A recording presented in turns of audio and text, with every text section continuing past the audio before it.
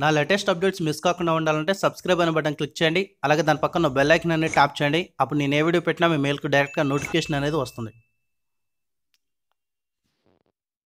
Hi friends, మీ ముందుకు ఒక update తీసుకొని రావడం జరిగింది. ఎస్ఐ కానిస్టేబుల్ ఈవెంట్స్ ఎవరైతే పాల్గొంటున్నారో సో వాళ్ళందరికీ కూడా ఉపయోగపడే అప్డేట్ ఇది. ప్రిలిమ్స్ అయితే క్వాలిఫై అయ్యారు, ఇప్పుడు దేహదారుఢ్య పరీక్షలు నిర్వహిస్తున్నారు, ఆ తర్వాత మెయిన్స్ కూడా నిర్వహిస్తారు. సో వీళ్ళకు ఒక చిన్న అప్డేట్ ఏంటంటే చాలామందిపై కేసులు ఉంటాయి కొద్దిమందిపై. సో వాళ్ళందరూ కొంచెం ఆందోళన పడుతుంటారు, మా కేసులను బట్టి మాకు జాబ్ ఇస్తారా ఇవ్వరా, తర్వాత కేసులను తీసేస్తారా. సో దానిపై ఒక వివరణ అనేది ఇవ్వడం జరిగింది టీఎస్ఎల్పిఆర్బి వాళ్ళు. దానికి సంబంధించిన వివరణ అనేది వీడియో ఎండ్ వరకు చూడండి, నేను ఎక్స్ప్లెయిన్ చేస్తాను.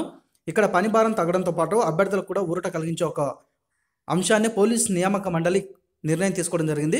సో దీని సారాంశం మొత్తం ఏంటంటే, మొత్తం నేను ఎక్స్ప్లెయిన్ చేయగలను కానీ ఎందుకు చేయట్లేనంటే, ఇదివరకు ఏంటంటే మనం అప్లికేషన్ టైంలోనే ఈ కేసుల వివరాలు తెలపాలన్నా లేకపోతే సెలక్షన్ టైంలో తెలిపితే బాగుంటుందా అని అందరికి ఒక గందరగోళంలో ఉండేవాళ్ళు అన్నట్టు.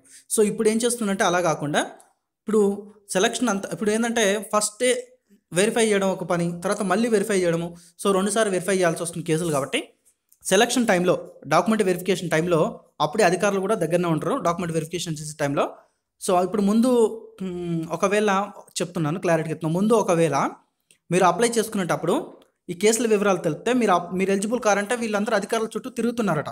సో అందుకని అలా కాకుండా డైరెక్ట్గా డాక్యుమెంట్ వెరిఫికేషన్ టైంలోనే ఈ కేసుల వివరాలను తీసుకోవడం జరుగుతుంది. పిట్టి కేసులు, అలాగే డ్రంక్ అండ్ డ్రైవ్ ఇట్లాంటి కేసులు, చిన్న చిన్న ట్రాఫిక్ కేసులు, డ్రంక్ అండ్ డ్రైవ్ కదండి, తీవ్రతను బట్టి ఆ కేసులు కొట్టేయాలన్నా ఉంచాలనేది వాళ్ళు అప్పుడు అధికారులు పరిశీలించి వాళ్ళకి జాబ్ ఇవ్వాలన్నా లేదనేది అప్పుడు చెప్తారంట. సో ఇదే అప్డేటు. ఇది పోలీస్ నియామక మండలి వారు ఈ నిర్ణయం తీసుకోవడం జరిగింది. ఇప్పుడు ఈ కేసుల గురించి ఎటువంటి డిస్కస్ అవసరం లేదు. ఇప్పుడు మీరు ఎగ్జామ్ అయిపోయిన తర్వాత, మెయిన్స్ క్వాలిఫై అయిన తర్వాత, అప్పుడు కొద్దిమంది ఉంటారు అభ్యర్థులు, మెయిన్స్ అంతా అయిపోయిన తర్వాత సెలక్షన్లో కొద్దిమంది ఉంటారు, వాళ్ళకి ఏదో చేసి పడేస్తే అయిపోతా అని చెప్పేసి ఈ నిర్ణయం తీసుకోవడం జరిగింది. ఫ్రెండ్స్, మీకు ఈ అప్డేట్ కనుక నచ్చితే లైక్ చేయండి, అలాగే తప్పకుండా వీడియోని షేర్ చేయండి. Thanks for watching.